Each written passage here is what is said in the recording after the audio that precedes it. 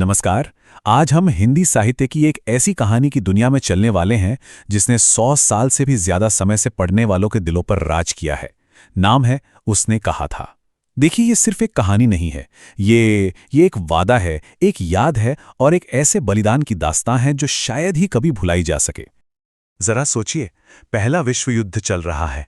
Europe का कोई बर्फीला मोर्चा, गोलियों और बमों का शोर, और इस सब के बीच एक भारतीय सैनिक अपनी आखिरी सांसें ले रहा है। कहते हैं ना कि जब मौत सामने हो तो पूरी जिंदगी एक फिल्म की तरह आंखों के सामने से गुजर जाती है।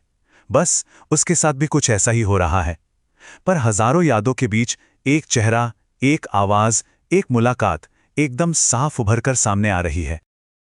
और यहीं से कहानी का सबसे बड़ा सवाल खड़ा होता है। आखिर क्यों कोई सैनिक अपनी जान दांव पर लगाकर किसी और की हिफाजत करेगा? इस सवाल का जवाब बस 3 शब्दों में छिपा है। उसने कहा था। तो चलिए इस वादे की गहराई में उतरते हैं और इस कहानी के जादू को महसूस करते हैं। तो कहानी हमें ले चलती है 25 साल पीछे।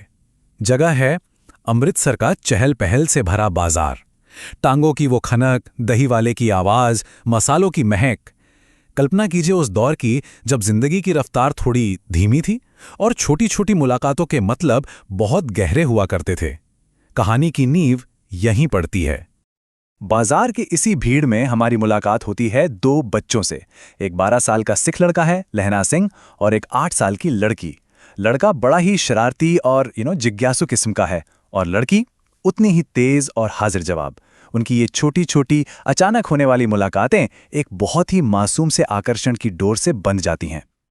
लहना सिंह जब भी उस लड़की से मिलता तो उसे छेड़ते हुए एक ही सवाल पूछता, तेरी कुड़माई हो गई? मतलब क्या तेरी सगाई हो गई? और लड़की हर बार ढत कहकर या आंखें चढ़ाकर वहां से भाग जाती।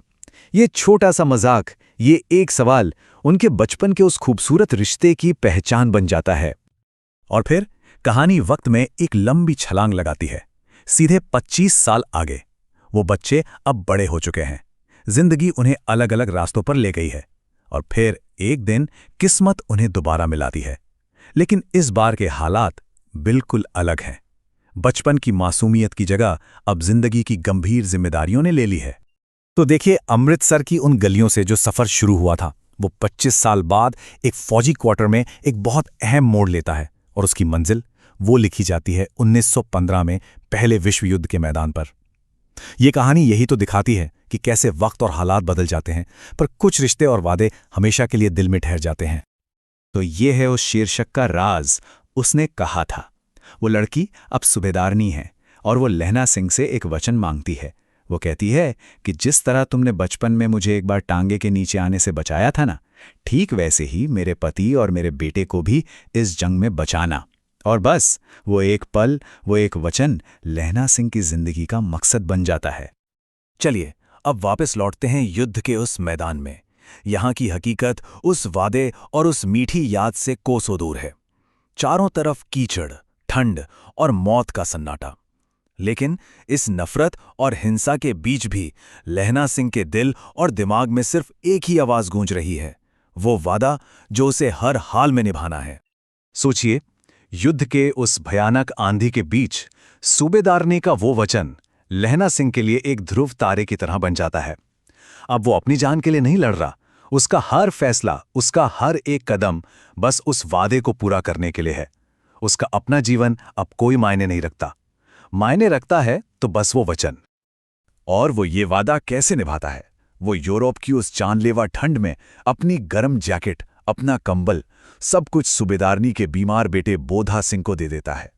जब खुद उसकी पसलियों में गोली लगती है तो वो किसी को पता नहीं लगने देता। मिट्टी से घाव को भरकर लड़ता रहता है।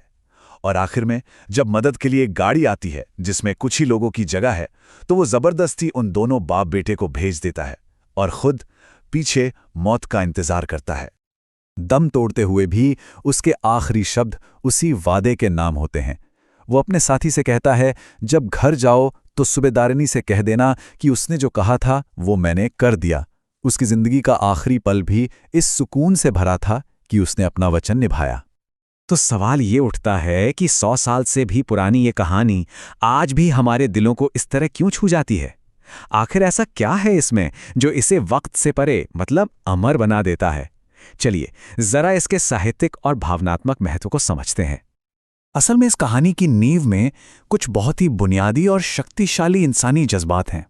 ये कहानी है एक ऐसे प्यार की जिसे कभी जुबान पर नहीं लाया गया, लेकिन लहना सिंह के बलिदान ने उसे दुनिया का सबसे ताकतवर इजहार बना दिया। ये कहानी है कर्तव्य की, त्याग की और सबसे बढ़कर एक वचन की ताकत की। और साहित्यिक नजरिए से देखें तो भी ये कहानी एक मील का पत्थर है। इसे हिंदी की पहली मॉडर्न शॉर्ट स्टोरी माना जाता है। कहानी कहने का तरीका, जिसमें कहानी युद्ध के मैदान से शुरू होकर फ्लैशबैक में जाती है, उस वक्त के लिए ये एक बिल्कुल नया और क्रांतिकारी प्रयोग था। और इसमें रोमांस, वीरता और दर्द का जो संतुलन है ना, वो कमाल का है। असल में इस कहानी की असली खूबसूरती दो अलग अलग दुनियाओं के टकराव में है। एक तरफ अमृतसर की गलियों का वो मासूम खूबसूरत सा प्यार है और दूसरी तरफ युद्ध के मैदान की क्रूर जानलेवा हकीकत। इसी विरोधाभास ने, इसी कॉन्ट्रास्ट ने इस कहानी को इतनी गहराई दी है कि वो आज भी उतनी ही ताज़ा लगती है। और आखिर में ये कहानी हमें एक बहुत ज़रूरी सवाल के साथ छोड़ जाती है। आज की इस भागती दौड़ती दुनिया में जहां वादे और रिश्ते अक्सर बहुत नाजुक हो जाते हैं, क्या लहना सिंह जैसा निस्वार्थ प्रेम और एक वचन के लिए जान दे देने की भावना आज भी कोई मायने रखती है? इस पर सोचिएगा जरूर।